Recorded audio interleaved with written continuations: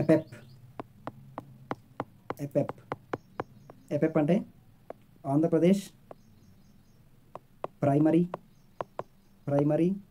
Education project ఇది project అని గుర్తుపెట్టుకోండి. Andhra Pradesh primary education project. దీనిని మానవ వనరుల అభివృద్ధిలో భాగంగా ప్రాథమిక విద్య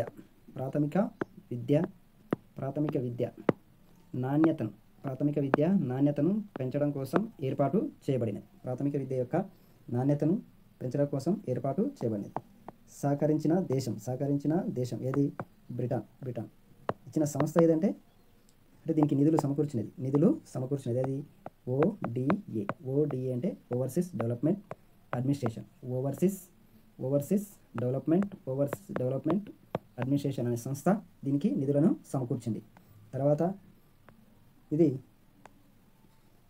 అమలు చేసే కార్యక్రమాలు ఏంటి?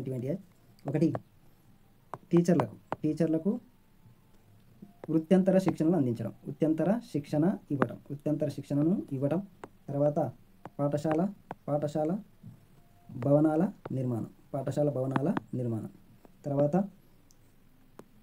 విద్యార్థుల్లో శిశు కేంద్రీకృత విద్యకు స్థానం కల్పించడం. తర్వాత దీన్ని కృత్యాధార పద్ధతిలో బోధన జరపడం. దీని యొక్క ముఖ్య కార్యక్రమాలు ఏమేమి నిర్వహించిందంటే, ఒకటి, టీచర్లకు వృత్యంతర శిక్షణ అందించడం, పాఠశాల భవనాలను నిర్మించడం, తర్వాత శిశువుకు కృత్యాధార పద్ధతిలో బోధనను అందించడం. తర్వాత నెక్స్ట్ ఇవి కృత్యాధార పద్ధతిలో ఎపెప్ సూత్రాలు అంటాం. ఎపెప్ సూత్రాలు అంటాం. ఎపెప్ సూత్రాలన్నీ 6. ఎపెప్ సూత్రాలన్నీ ఖచ్చితంగా గుర్తుపెట్టుకోవాల్సినవి. ఫస్ట్, అభ్యసన కృత్యాలు కల్పించడం. ఇది అభ్యసన కృత్యాలు కల్పించిన తర్వాత వాటిని అనుభవాల ద్వారా అభ్యసనను ప్రోత్సహించడం.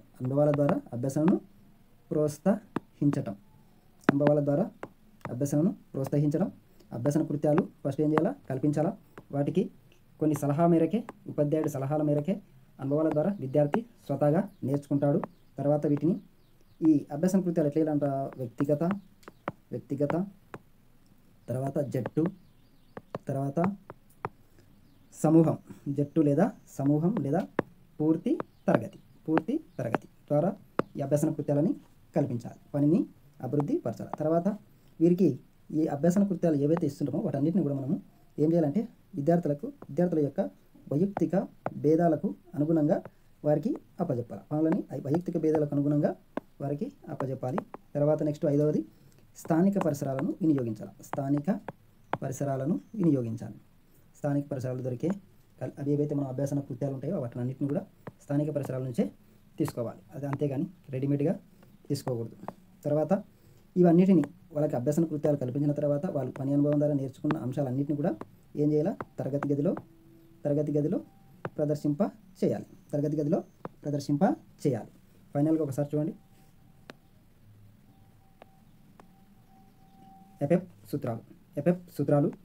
తర్వాత ఎపెప్ సూత్రాల లోపల ఆంధ్రప్రదేశ్ ప్రైమరీ ఎడ్యుకేషన్ ప్రాజెక్టు ఇది మానవ వనరుల అభివృద్ధిలో భాగంగా ప్రాథమిక విద్య యొక్క నాణ్యతను పెంచడం కోసం ఏర్పాటు చేయబడినది. ఇది సహకరించే దేశం ఏదంటే బ్రిటన్. సంస్థ ఏదంటే ODA. అయితే ఇది మనకి ముఖ్యంగా దాని యొక్క కార్యక్రమాలు ఏం నిర్వహిస్తుంది అంటే, ఒకటి, టీచర్ల యొక్క వృత్యంతర శిక్షణను, తర్వాత పాఠశాల భవన నిర్మాణాలు, తర్వాత శిశువు యొక్క కేంద్రీకృత విద్యలో కృత్యాధార పద్ధతిలో బోధన జరిపించాలి. ఈ 3 అంశాలు. తర్వాత ఎపెప్ యొక్క సూత్రాలు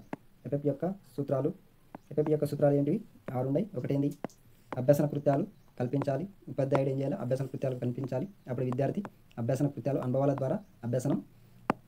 ద్వారానే నేర్చుకోగలుగుతారు. తర్వాత ఇచ్చే అంశాలు కూడా ఎట్లా ఉండాలంటే, వ్యక్తిగత, జట్టు, సహకారం, పూర్తి తరగతి పాల్గొనేటట్లు చూడాలి. తర్వాత ఇచ్చిన ఈ కృత్యాలు ఏవైతే ఉన్నావో వాటిని వైయక్తిక భేదాలకు అనుగుణంగా వారికి ఇవ్వవలసి ఉంటుంది. తర్వాత వైయక్తిక భేదాలకు అనుగుణంగానే వారు నేర్చుకుంటారు. తర్వాత స్థానిక వనరులను వాళ్ళు ఏం చేయాలి? వినియోగించుకోవాలి.